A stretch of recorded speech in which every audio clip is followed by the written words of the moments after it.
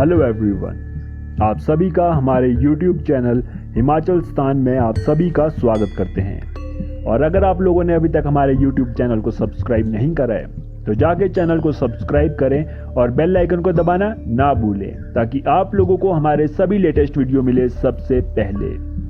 तो आज हम आपको जिस जगह के बारे में बताने जा रहे हैं वो चंबा का बहुत ही खूबसूरत मंदिर है और जिस मंदिर का नाम है मणिमहेश मंदिर।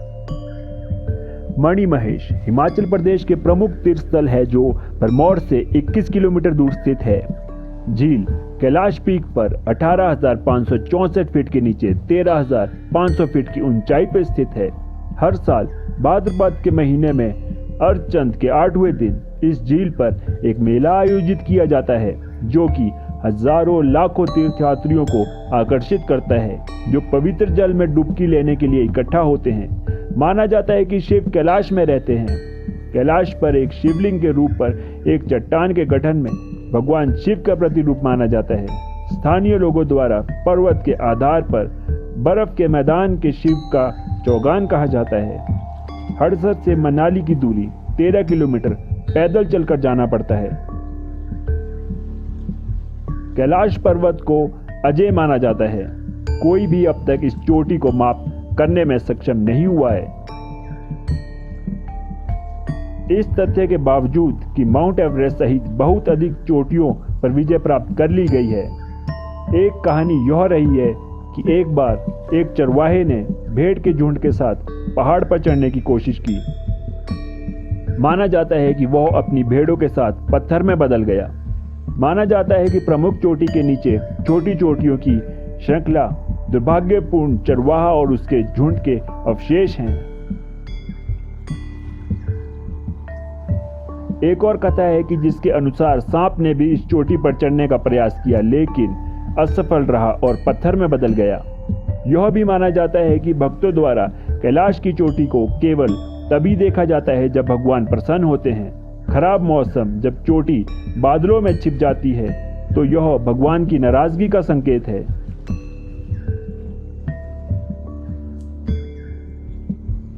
मणिमहेश झील के एक कोने में शिव की एक संगमरमर की छवि है जो तीर्थयात्रियों द्वारा पूजी जाती है जो इस जगह पर जाते हैं। पवित्र जल में स्नान के बाद तीर्थयात्री झील के परिधि के चारों ओर 3 बार जाते हैं। झील और उसके आसपास एक शानदार दृश्य दिखाई देता है। झील के शांत पानी में बर्फ की चोटियों का प्रतिबिंब छाया के रूप में प्रतीत होता है। मणिमहेश विभिन्न मार्गों से जाया जाता है। लाहौल स्पीति से तीर्थयात्री कुक्ति पास के मध्य से आते हैं। कांगड़ा और मंडी में से कुछ कवारसी या जलसू पास के मध्य से आते हैं। सबसे आसान मार्ग चंबा से है और भरमौर के मध्य से आ जाते हैं। वर्तमान में बसें हड़सर तक जाती है। हड़सर और मणिमहेश के बीच एक महत्वपूर्ण स्थान है जिसे धंचो के नाम से जाना जाता है जहां तीर्थयात्री आमतौर पर रात बिताते हैं। यहाँ एक सुंदर झरना है। मणिमहेश झील से करीब 1 किलोमीटर की दूरी पहले गौरीकुंड और शिवकोत्री नाम 2 धार्मिक महत्व के जलाशय हैं जहाँ लोकप्रिय मान्यता के अनुसार गौरी और शिव के कमक स्नान किया था। मणिमहेश झील को प्रस्थान करने से पहले महिला तीर्थयात्री गौरीकुंड में और पुरुष तीर्थयात्री शिवकोत्री में पवित्र स्नान करते हैं।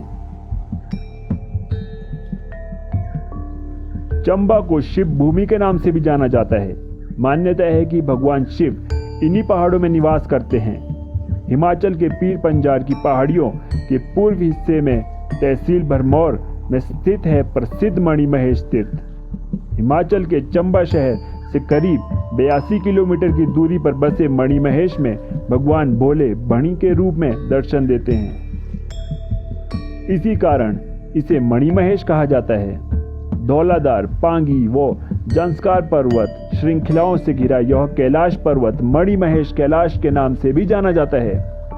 हजारों साल से श्रद्धालु रोमांचक यात्रा पर आ रहे हैं। इस साल यह यात्रा 24 अगस्त से शुरू हो रही है। मान्यता है कि भगवान शिव इन्हीं पहाड़ों में निवास करते हैं। कहते हैं भगवान शिव ने यहीं पर सदियों तक तपस्या की थी। इसके बाद से यह पहाड़ी रहस्यमय बन गई। मणिमहेश यात्रा कब शुरू हुई इसके बारे में अलग अलग विचार है, लेकिन कहा जाता है कि यहाँ पर भगवान शिव ने कई बार अपने भक्तों को दर्शन दिए। 13,500 फीट की ऊंचाई पर किसी प्राकृतिक झील का होना किसी दैवीय शक्ति का प्रमाण है। मणिमहेश सरोवर, वह पर्वत जिसे कैलाश कहा जाता है, इस शिखर की ऊंचाई समुद्र तल से तकरीबन 18,564 फीट की है।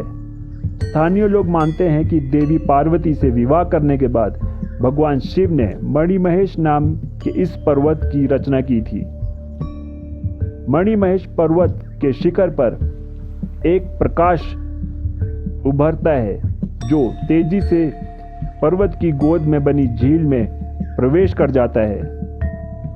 यह इस बात का प्रतीक माना जाता है कि भगवान शंकर कैलाश पर्वत पर बने आसन पर विराजमान होने आ गए हैं तथा ये अलौकिक प्रकाश उनके गले में पहने शेषनाग की मणि का है। इस दिव्य अलौकिक दृश्य को देखने के लिए यहाँ अत्यधिक सर्दी में बावजूद भी दर्शनों के लिए बैठे रहते हैं। कहा जाता है कि भरमौर का नाम पहले ब्रह्मपुर नाम हुआ करता था। इस दौरान माता भरमाणी का मंदिर भी 84 परिसर में ही था। 84 में ही माता का वास हुआ करता था। ऐसे में 84 परिसर में रात के समय पुरुषों के विश्राम को निषेध किया गया था। उस दौरान 84 सिंधों का एक दल पवित्र मणिमहेश यात्रा पर जा रहा था। यात्रा पर आगे बढ़ने से पूर्व धीरे धीरे अंधेरा होने लगा।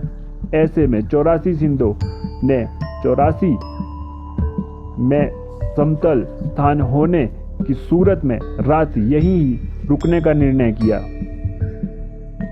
जैसे 84 सिंधों ने 84 परिसर में रात के समय प्रवेश किया तो इससे माता भरमाणी क्रोधित हो उठी।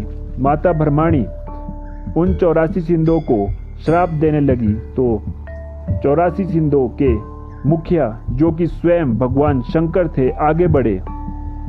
भगवान शंकर को देख माता भरमाणी का क्रोध शांत हो गया। माता भरमाणी ने भगवान शंकर से क्षमा मांगी। साथ ही 84 परिसर में रात के समय पुरुषों को आगमन निषेध होने की बात कही।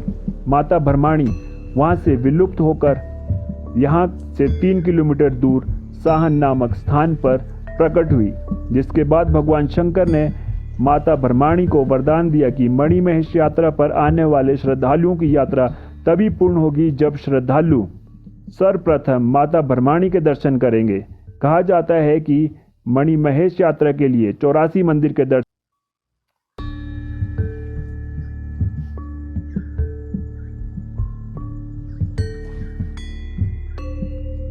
चंबा गजेटियर के अनुसार योगी चरपनाथ ने राजा साहिल वर्मा को राज्य के विस्तार के लिए उस इलाके को समझने में काफी सहायता की थी। गीता प्रेस गोरखपुर से प्रकाशित कल्याण पत्रिका को शिवोपासना में छपे एक लेख के अनुसार मणिमहेश कैलाश की खोज और पारंपरिक वार्षिक यात्रा आरंभ करने का श्रेय योगी चरपनाथ को जाता है। पहले यात्रा 3 चरणों में होती थी। पहली यात्रा रक्षाबंधन पर होती है। इसमें साधु संत जाते हैं। दूसरा चरण भगवान श्री कृष्ण जन्माष्टमी के अवसर पर किया जाता है, जिसमें जम्मू कश्मीर के भद्रवा भलेस के लोग यात्रा करते हैं। ये लोग आज भी सैकड़ों किलोमीटर की पैदल यात्रा अपने बच्चों के साथ करते हैं। तीसरा चरण दुर्ग अष्टमी या राधा अष्टमी को किया जाता है, जिससे राज्यों के समय से मान्यता प्राप्त है। अब प्रदेश सरकार ने भी इसे मान्यता प्रदान की है। तो आशा करते हैं जो जानकारी हमने आज आपको मणिमहेश के बारे में दी है वो आपको अच्छी लगी होगी। और अगर आपको वीडियो अच्छा लगा तो वीडियो को लाइक करें, कमेंट करें और चैनल को सब्सक्राइब करना ना भूलें। तब तक के लिए धन्यवाद।